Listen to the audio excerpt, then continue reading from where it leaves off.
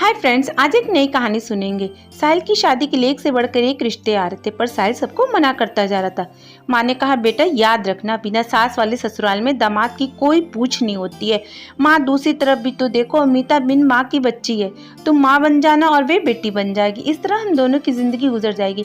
मुझे ना पड़ा यह पाठ, तेरी पसंद है, तू ही संभालना। ये कहकर माँ गुस्से में निकल गई। साहिल ने सोचा कि माँ ये सब गुस्से में कह रही है, साथ रहते रहते मीता के प्रति प्रेम जरूर उमड़ेगा। पंडित जी ने तिथि निकाली और तिथि के अनुरूप ही शादी हो गई। नीता अपने भाई बहनों में सबसे छोटी थी। साहिल के मुंह से उसके हंसते खेलते परिवार की इतनी बातें सुनी थी कि विदाई पर एक बूंद आंसू न गिरे थे। उसने हमेशा से ऐसे ही खुशहाल परिवार के सपने देखे थे। अब वही सपना पूरा होने जा रहा था। उसे अपना परिवार मिल रहा था। यह सोचकर मीता बेहद खुश थी। बहुत जल्द आशा के विपरीत परिस्थितियां भी सामने आ गई। जब साहिल घर होता तब माहौल खुशनुमा होता, पर उसके ऑफिस जाते एक एक पल काटना मीता के लिए मुश्किल हो जाता था। बस काम की ही बातें हुआ करती। सारी दोपहर मीता अकेले बैठी रहती। एक कड़वाहट थी जो सीमा जी व मीता के बीच बनी हुई थी। मुंह खोलती तो बस विरोध जताने के लिए, और भले ही बात कुछ भी हो, कभी प्रेम विवाह की बुराई, तो कभी खाने के तरीकों पर उपदेश देना, तो कभी मैके वालों की उल्टी सीधी चर्चा करना।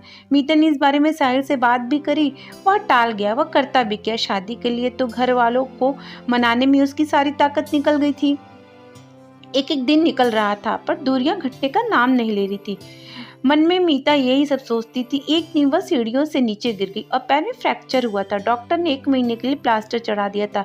ऐसे में पूरी तरह वो अपनी सास पर आश्रित हो गई थी। ससुराल में काम करते हुए भी वक्त गुजरता है, पर अब मरीज बनने के बाद उसे दिन पहाड़ से लगने लगे थे। ऊपर से जब तब रिश्तेदारों के फोन आते।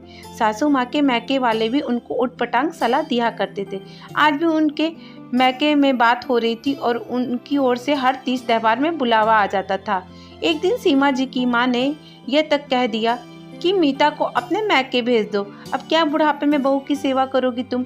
सीमा जी के लिए बड़ी दुविधा की घड़ी थी। एक और जहाँ बहू के आने से गृहस्थी से छुट्टी मिल जानी चाहिए थी, वही जिम्मेदारियां बढ़ गई थी।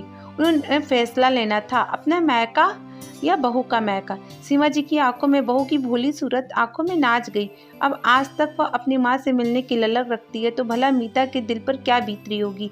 दिल पसीज गया था सीमा जी का। वह भी तो एक माँ है, उनकी बहू को माँ चाहिए, सास नहीं। आखिरकार सीमा जी के अंदर की सास को हटाकर माँ की ममता जीत गई थी। अपनी माँ को फोन मिलाया और कहा कि ये मेरी बहू का मैका है, वे यहीं आराम करेगी। जिसे मुझे मिलने की इच्छा है वह शौक से मेरे घर आ जाए। मेरे बहू के मैके में आप सभी लोगों का स्वागत है। सीमा जी के मुंह से ये सब बातें सुनकर मीता की आंखें भर आई। इसी ममता के लिए मीता महीनों से तड़प रही थी।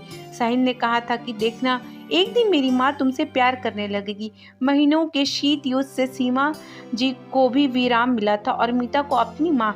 साहिल ने भी अब चैन की सांस ली। उसकी विश्वास की जीत हुई। अब सबके हृदय में प्रेम ही प्रेम था। कहानी पढ़कर कहीं ना जाए दोस्तों, नीचे कमेंट बॉक्स में जाकर अपने कीमती कमेंट जरूर भेजें। हमें आपके कमेंटों का इंतजार है और हमेशा रहेगा। धन्यवाद।